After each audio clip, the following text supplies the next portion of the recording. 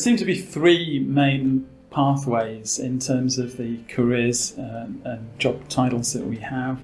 One of them is called professional practice. I fall into, and a lot of people haven't necessarily heard of. That you would obviously, first of all, have to have a degree as well in that kind of area of practice. And that encompasses colleagues who spend quite a lot of their time engaging professionally with industry and external organisations where they essentially practice the professional skills and knowledge that they have. So, for example, a lot of colleagues in the clinical psychology team are on the professional practice contract. So you'll be teaching postgrad or PhD students in the DClin size, we call it, which is just the slightly different doctorate. That's the more hands-on doctorate where you want to practice. Because they practice clinical psychology and they have clients and that sort of thing. And also your research output is usually focused around kind of the delivery, I guess, and the improvement of these training techniques that you are qualified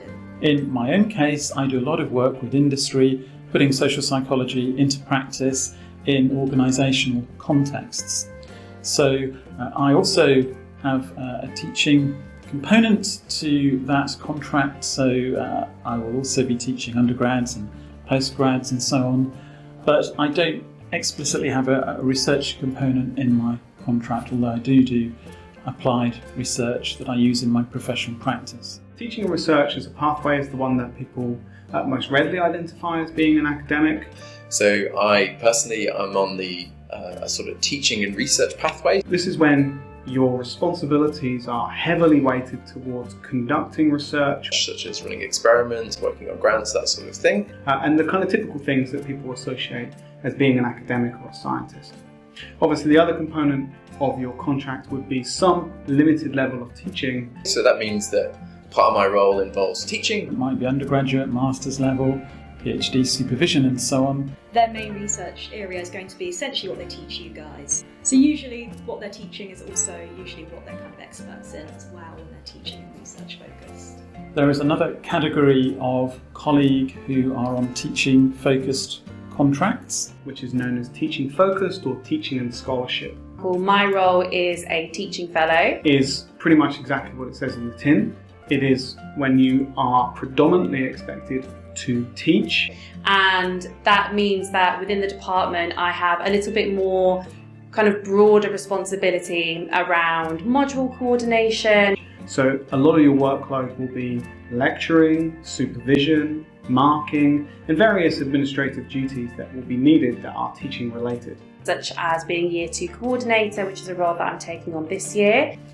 And now some of those teaching focused contracts also have a research component again. Though a large amount of your contract will be supporting students and teaching students and supervising them, there is a component to your contract which is around scholarship. But the research that those teaching focused colleagues would be expected to engage in is going to be more pedagogical in nature. So basically, someone who's teaching focused, their sort of primary area of research interest, I guess you could say, is education, pedagogy, whatever you want to call that.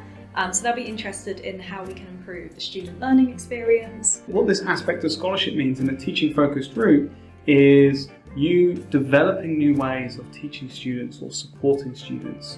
Perhaps it may sometimes involve conducting teaching related research, so maybe assessing the effectiveness of certain teaching methods. And those who have the teaching part in their name do a bit more teaching. Those who have the research part of their name, they just do a bit more on the research side.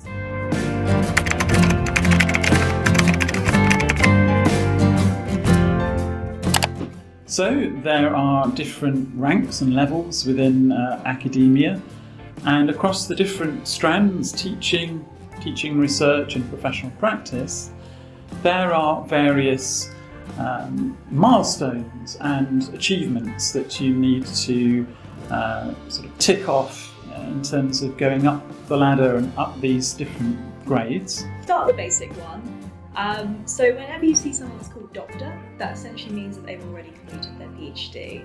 On a teaching and research pathway, normally what will happen is after completing your PhD, you might work in a postdoctoral lab and conduct further research in a team of researchers. So First, after getting a PhD, for example, I worked as a postdoc. After that, I progressed into a lectureship here at Royal Holloway. And a lecturer is sort of the lowest level that you can be on that academic pathway, the teaching and research pathway. In the UK, they go up from lecturer to senior lecturer, then reader, then professor. And then now, for example, I'm a reader, which is like a step above lecturer, basically. And then depending on how I fit certain criteria, then I can advance to becoming a professor. The same is also true on what's called the professional practice pathway. We have those same levels, and those same levels also exist on a teaching focused pathway. So the next sort of stage, I guess, is the postdoctoral teaching associate, which is what I am. So these people are basically sort of fresh off their PhD usually, so it's the sort of first position afterwards. So they will do lectures and they may do labs or seminars or other things like that, but they won't necessarily do module coordination, or won't have a larger role such as Year 2 coordinator or something like that. But then it kind of goes gradually up. Although actually slightly confusingly, there are sort of two different pathways for teaching focused, although generally speaking they are equivalent rungs on the ladder. You can be either a teaching fellow or known as a teaching focused lecturer. You can be a senior teaching fellow or a senior teaching focused lecturer. So just as you go through these kind of rungs, you get more and more responsibility. So the point when you're like a senior teaching fellow, that means that usually you've done something really good in terms of like pedagogic research or teaching initiatives.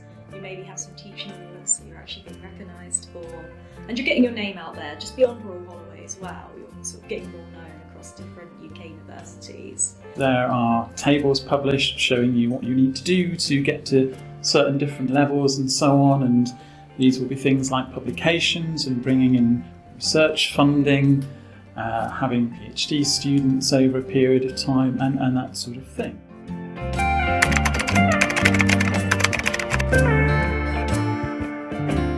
So that does partly depend on which of the three strands you're on, whether it's teaching and research, professional practice, or teaching focused. So the distinction between doctor and professor is really about career stage. So doctor is a title that you're awarded when you complete your PhD, your Doctor of Philosophy. So doctor is when the majority of people are, and then once you get to the kind of top part of your career and that top promotion, then you are a professor. It essentially involves getting to a level where you are able to demonstrate on paper that you have international recognition for the work that you've been doing over the years that you've been working in your area, whether it's teaching focused or professional practice or teaching research. Really build up a portfolio that's known as nationally and internationally recognised. So it might be that you've built up a string of publications in well-respected outlets, that you've delivered a number of talks to different audiences. In my case, on professional practice, it's being able to demonstrate that the work I've done in organisational settings has made a real-world impact. And if you're research focused instead, what that looks like is that, again, you're internationally recognised in terms of the grants that you can bring in, the kind of paperwork that you're publishing. You're usually a PI or principal investigator of your lab. And on the teaching front, that you may have developed interesting, original interventions and new insights into how we deliver teaching or other things related to students. And then essentially your work, your body of work, your career efforts are evaluated to deem that you have met the criterion of becoming a professor.